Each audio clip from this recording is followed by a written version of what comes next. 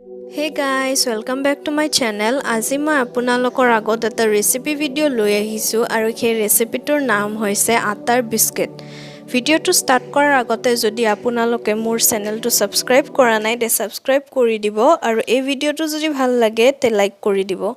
So বলক ভিডিওটো start কৰো। এটা বাটিৰ অলপমান আটা লম। আটা লৈ ইয়াতে 1 চামুচ তেল দিম। তেল দিয়াৰ পিছত এটা বাটিত অলপমান গাখীৰ লম। গাখীৰ লোৱাৰ পিছত ইয়াতে মই 2 চামুচ চেনি দিম আৰু ভালদৰে মিক্স কৰি দিম।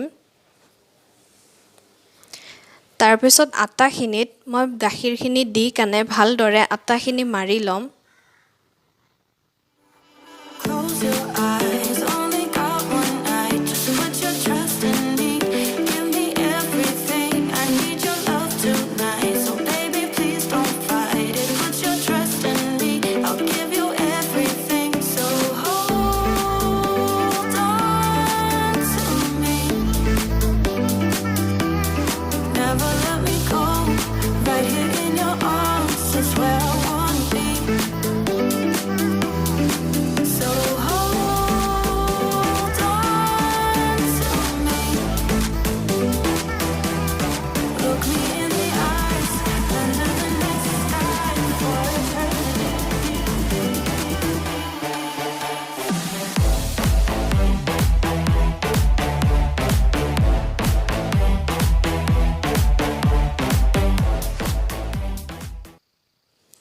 তাৰ পিছত এখন ছুৰী লৈ মই আটাখিনি এনেদৰে কাটি লম।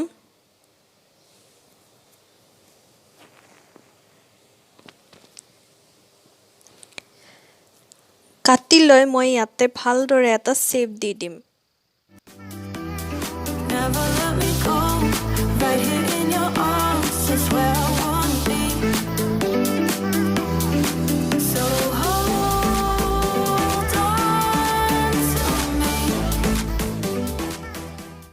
পিছত এনেকুৱা এখন চামুচ লৈ মই এনেকে আটাখিনিত ফুটা ফুটা কৰি দিম।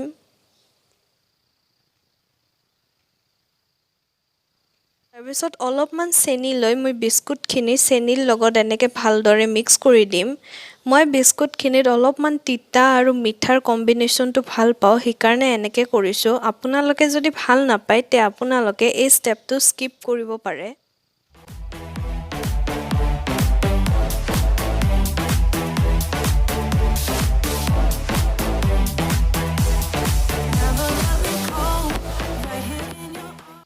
তাৰপিছত এটা কেৰাহীত অলপমান তেল গৰম হ'ব দি বিস্কুটখিনি মই দি দিম ভালদৰে।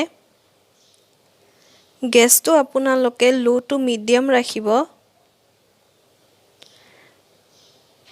আৰু যেতিয়া ইখিনিৰ অলপমান কালাৰ চেঞ্জ হ'ব তেতিয়া মই এটো উঠাই দিম।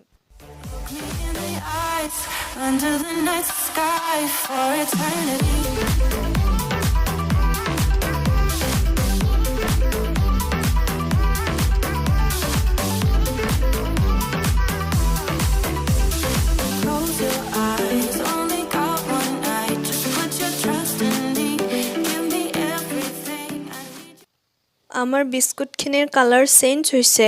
মই এখিনি উঠাই দি বাকিখিনিও এনেদৰে বনাই লম। এতিয়া মই বিস্কুটখিনিৰ ওপৰত অলপমান চেনি এনেকে ওপৰত দি দিম। সো গাইস আমাৰ বিস্কুট হৈ গ'ল। আপোনালোকে এই ৰেচিপিটো ট্ৰাই কৰি চাবচোন, বহুতে ভাল লাগে খাবলৈ। আৰু যদি ট্ৰাই কৰি চাইতে মোক কমেন্ট সেকশনত জনাব নাপাহৰিব যে এই ৰেচিপিটো আপোনালোকৰ কেনেকুৱা লাগিল। Thank you এভৰিওয়ান।